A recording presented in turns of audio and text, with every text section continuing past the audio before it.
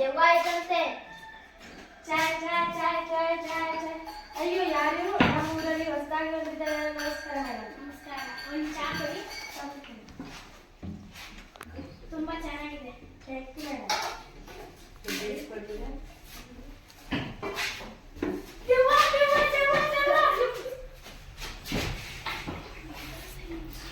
ಸೊಸೆ ಸೊಸೆ ಏನಂತೆ? ಹೋಗಲ್ಲ ಆಚೆಗಡೆ ನಿಮ್ಮ ಮಾವ ಗದ್ದೆ ಹತ್ರ ಕೆಲಸ ಮಾಡ್ತಾರೆ. ಊಟ ಕೊಟ್ಬಿಟ್ಟು ಬರೋಕು. ನನ್ಗಾಗಲ್ಲ ಕಣತ್ತೆ, ನೀನು ಕೊಟ್ಬಿಟ್ ಬಾ. ಹೋಗೆ ಸುಮ್ಮನೆ ಕೊಟ್ಬಿಟ್ ಬಾ.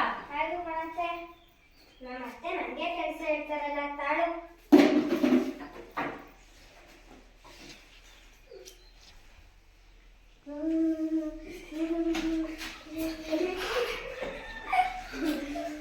ಅಯ್ಯೋ ಯಮನಮ್ಮನ ಸೊಸೆ ತಾನೆ, ಯಾಕೆ ಹಿಂಗ್ ಮಾಡ್ತಾಳೆ? ತಾಳೆ ಯಮನಮ್ಮ ಕೇಳ್ತೀನಿ. ಯಮನಮ್ಮ ಯಮನಮ್ಮ ಏನಾಯ್ತಮ್ಮ?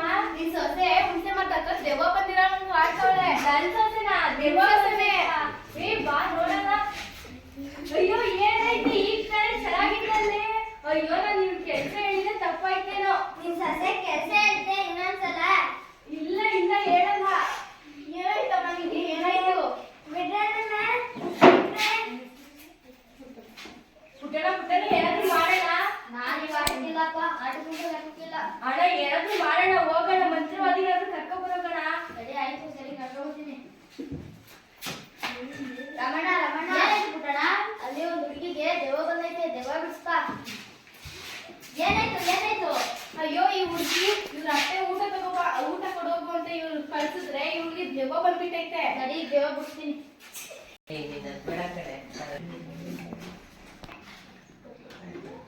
ಹೌದಾ?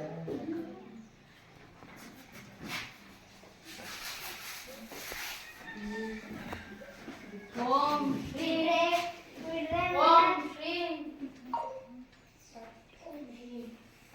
ಏನು ಮಾಡಕ್ಕಾಗಲ್ಲ ನನಗೆ. ಇನ್ನೊಂದು ನಾನು 100 ಜನ ನೋಡಿದ್ದೀನಿ. ಓಂ ಶ್ರೀಂ ಶ್ರೀಂ ಫಟ್ ಸ್ವಾಹ. ಓಂ ಕ್ಲೀಂ ಶ್ರೀಂ ಫಟ್ ಸ್ವಾಹ. ಓಂ ಕ್ಲೀಂ ಶ್ರೀಂ ಫಟ್ ಸ್ವಾಹ.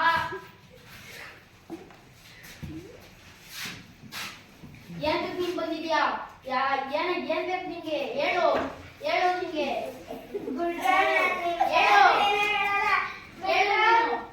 ತಡಿ ನೀನು ಮಾಡ್ತಾನೆ.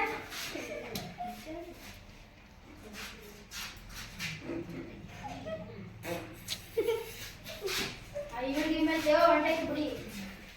ನಿಮ್ಮಿಂದ ತುಂಬಾ ಉಪಕಾರ ಆಯ್ತು. ನಿಮ್ ಋಣ ನಾವು ಯಾವತ್ತೂ ಮರೆಯಲ್ಲ. ಆಯ್ತು ಹೋಗಿ ಹೋಗಿ.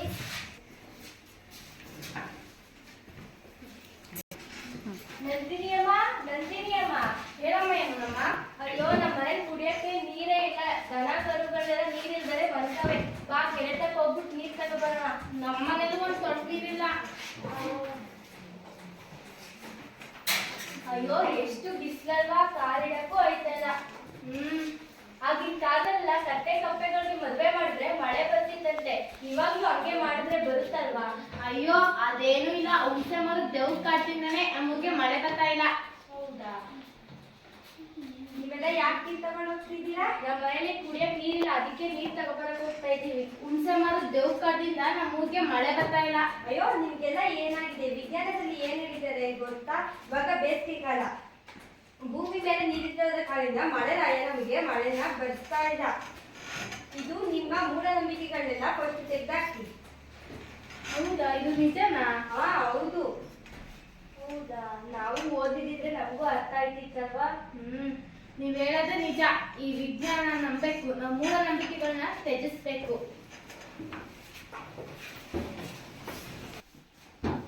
ಧನ್ಯವಾದಗಳು.